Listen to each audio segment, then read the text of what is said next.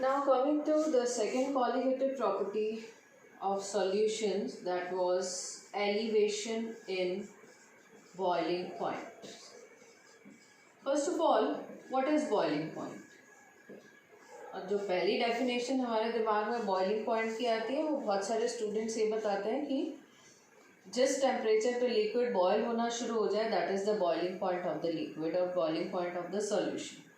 But actually अगर हम थोड़ा और प्रिसाइजली इसको डिफाइन करें तो boiling point of a solution is that temperature at which the vapour pressure of the solution that becomes equal to atmospheric pressure. Vapor pressure of the solution becomes equal to atmospheric pressure. That point is called as boiling point. अब हम कह रहे हैं कि elevation in boiling point हो गया. कब हुआ? When we have added a non-volatile solute to a solvent, तब boiling point उसके pure state के boiling point से बढ़ गया. Now why this is so? इस बॉइलिंग पॉइंट को हम कनेक्ट करेंगे पिछली कॉलिगेटिव प्रॉपर्टी से, जहाँ हमने कहा था कि जब आप एक नॉन वॉलेटाइल सॉल्यूट ऐड करते हैं सॉल्वेंट में तो उसका वेपर प्रेशर कम हो जाता है. There is a lowering of vapour pressure.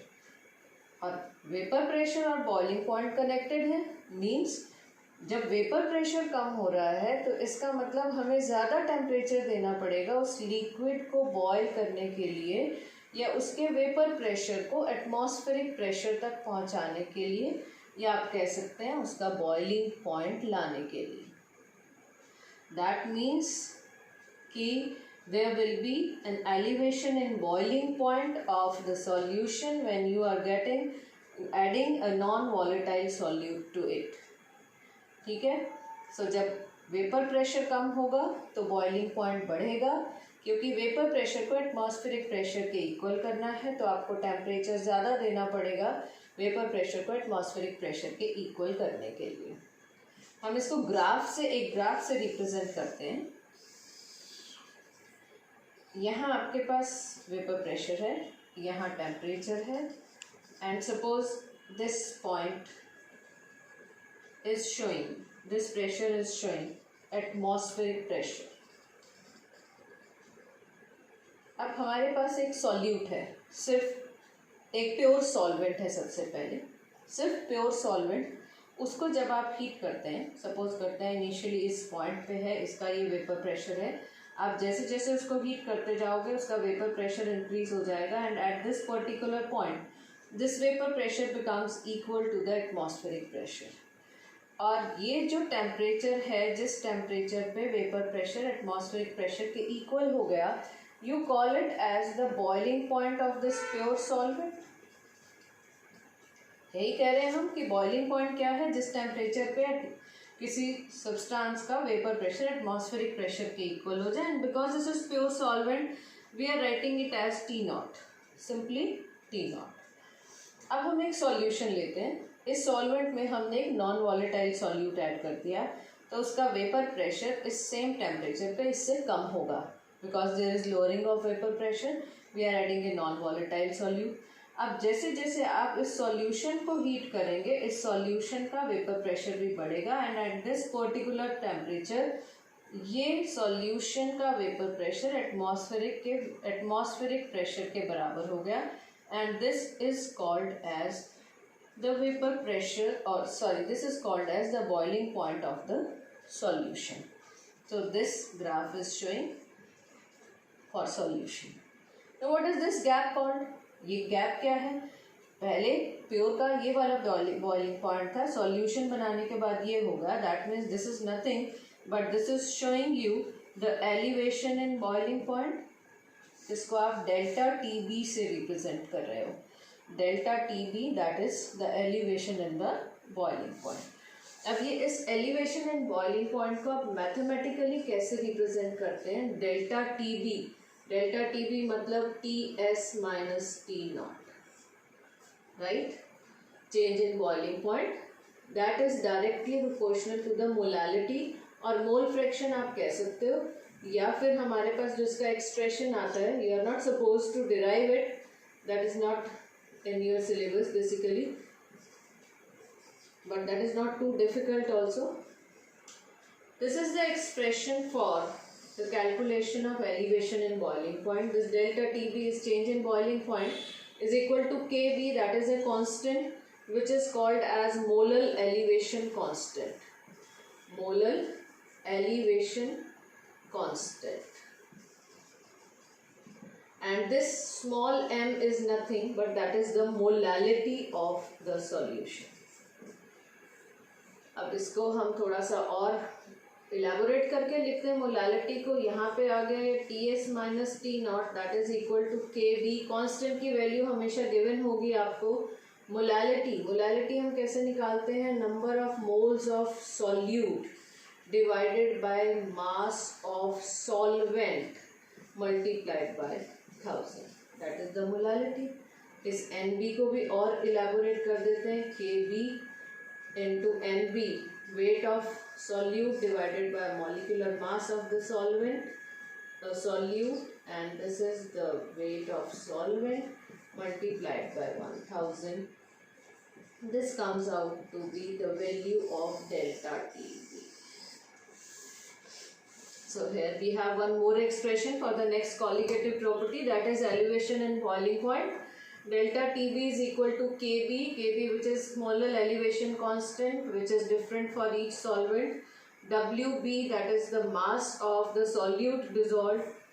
Mb is the molecular mass of the solute. Wa is the weight or mass of the solvent multiplied by 1000. And as you are observing, this elevation and boiling point is directly proportional to the number of moles of solute. So it is called as a colligative property. एक numerical देख लेते हैं इस पे. One example for this elevation and boiling point. The boiling point of benzene is 353.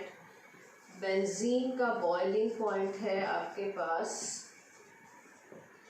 353.23 Kelvin.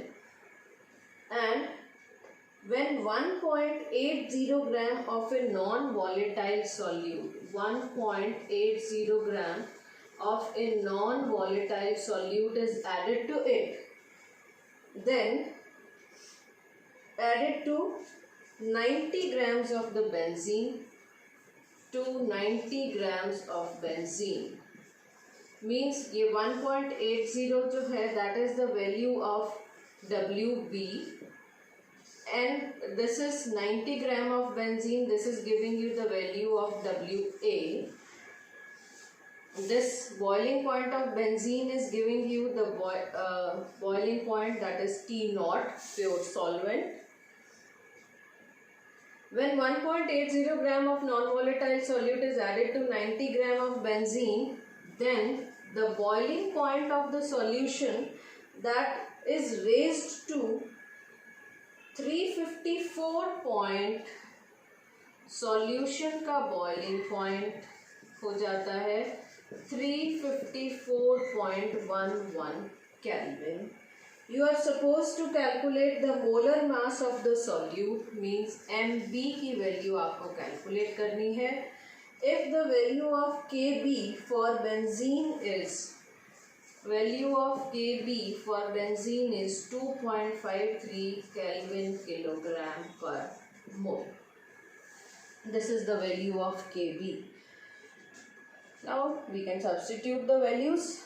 सारी values आपको given है सीधी सी, और आप वैल्यूज़ को सब्सटीट्यूट यहाँ कर सकते हो. हमें निकालना है molecular mass of the solute, that means Mb की वैल्यू कैलकुलेट करनी है. Ts, the value of the solution boiling point, that is 354.11 minus 353.23. This is the value of delta TB, that is equal to Kb 2.53 multiplied by Wb, कितना dissolve किया है हमने 1.80 ग्राम. Molecular mass of solute आपको calculate करना है multiplied by 1000 divided by the mass of the solvent, that was 90 grams, and from here we can calculate the value of molecular mass of the solute. So that was about the second colligative property, that is elevation in boiling point. And please go through the topic from your NCERT book and complete the exercise of the NCERT also, and I'll send you in the groups one more exercise for both the colligative properties, and complete it also. And I am also observing again that some of the students are not going through the topics, and I am planning to have a live class session and will inform you as soon as possible. Thank you.